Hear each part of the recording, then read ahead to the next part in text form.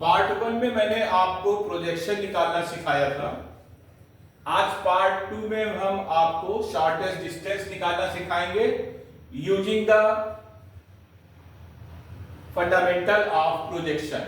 अभी तक आप वैसे ये जो एसडी निकाला जाता है शॉर्टेस्ट डिस्टेंस, ये हम लोग प्रोजेक्शन के ही फंडामेंटल से निकालते हैं। आप लोग ट्वेल्थ लेवल पर फार्मूले रट लेते हैं, उससे निकालते हैं, लेकिन थोड़ा सा फंडामेंटल से मैं बता रहा हूं, इसको आप समझने का प्रयास कीजिएगा।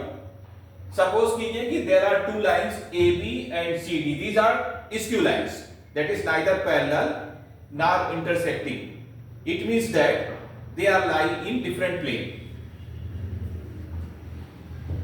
ए बी लाइन जो है x1 y1 z1 से जाती है, इसके direction cosine L1 M1 N1। CD जो है x2 y2 z2 से जाती है, इसके डायरेक्शन कोसाइन है L2 M2 N2।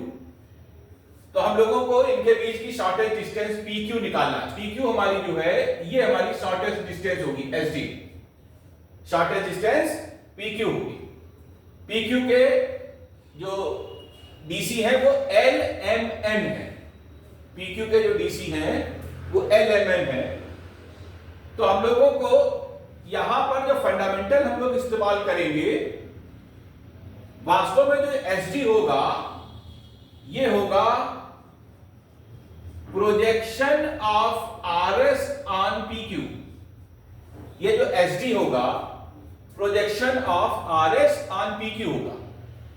इसका मतलब हम लोगों को PQ के जिस पर प्रोजेक्शन निकाला जाता है उसका हमको DC पता होना चाहिए। तो इसके प्रोजेक्शन निकालेंगे, PQ के LMN है और इसका x2 minus x1 y2 minus y1। तो हम फार्मूला इस्तेमाल करेंगे x2 minus x1 L, y2 minus y1 M, z2 minus z1 N। ये फंडामेंटल इस्तेमाल करेंगे, ये हमारा रिक्वायर्ड SD होगा। ये जो LMN की जो वैल्यूज है ये हम परपेंडिकुलरिटी के प्रिंसिपल से निकालेंगे, क्योंकि PQ लाइन AB के भी परपेंडिकुलर है और CD के भी परपेंडिकुलर है। तो हम लोग जो परपेंडिकुलर का जो प्रिंसिपल है उसको अप्लाई करते हुए ये वाला L1 plus M M1 plus N N1 equal to 0, L2 plus M M2 और N N2 इक्वल टू 0, ये प्रिंसिपल इस्तेमाल करते हुए हम LMN की वैल्यू फाइंड आउट करेंगे और वो यहां लिख देंगे, जिससे हम लोगों को रिक्वायर्ड SD निकलकर आ जाएगा। ओके, अब हम लोग निकालेंगे, जैसे ये दो गिवन लाइन है, एक ये है x माइनस 3/1 ये, और दूसरा ये लाइन है। ये दोनों स्क्यू लाइंस है, इनके बीच की SD निकालना है। तो हम लोग कैसे निकालेंगे ये, इसको आप देखिए। मान लीजिए कि LMN जो है हमारे DC है SD लाइन के, जो हमारी शॉर्टेस्ट डिस्टेंस की लाइन है उसके DC है LMN, और ये वर्क करेगा L1 का, ये वर्क करेगा M1 का, ये N1 का, ये L2, ये M2 और ये N2। तो हम लोग परपेंडिकुलर का प्रिंसिपल इस्तेमाल करेंगे, L minus 2M plus N equal to 0, 7L minus 6M plus N equal to 0।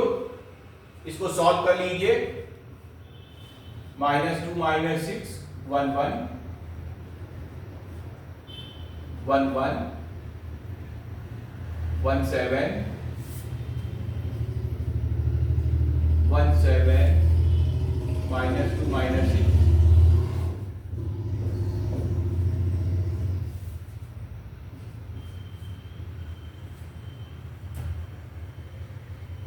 -2 plus 6 7 minus 1 -6 plus 14 -2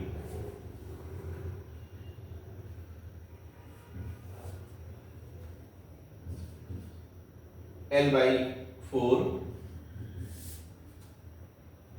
M/6, N/8, L/2, M/3, N/4। अब हम यहां पर इस्तेमाल कर लेंगे रेशियो प्रोपोर्शनल की property, n square m square n square upon under root 2 square 3 square 4 square property इस्तेमाल कर लेंगे। l square m square n square आपका 1 होता है, तो ये हो जाएगा 1 अपॉन अंडर रूट 29। इस प्रकार से l की जो वैल्यू आएगी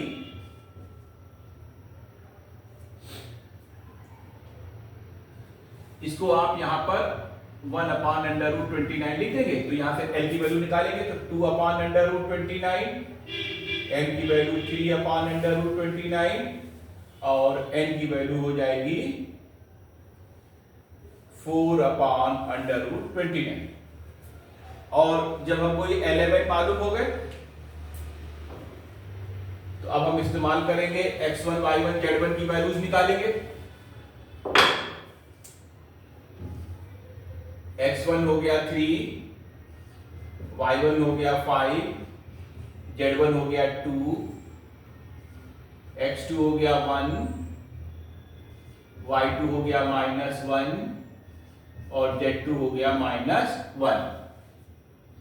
अब हम फंडामेंटल इस्तेमाल करेंगे x2 minus x1 times of l, y2 minus y1 times of m और z2 minus z1 times of n। इस फंडामेंटल को हम लोग इस्तेमाल करेंगे 2 by under root 29 into 1 minus 3 plus 3 by under root 29 into -1 minus 5 plus 4 by under root 29 into -1 minus 2। इसको solve करेंगे तो ये वैल्यू आएगी -34 डिवाइड बाई 29 अंडर रूट। लेकिन हम लोगों को एसटी शॉर्टेस्ट डिस्टेंस मतलब लेंथ निकालना है, तो अगर ये माइनस आ रहा है तो हमें मॉड साइन लेना है क्योंकि इसकी न्यूमेरिकल वैल्यू से ही मतलब होगा, तो इसलिए ये हमारा आंसर होगा under root 34 upon under root 29। Okay.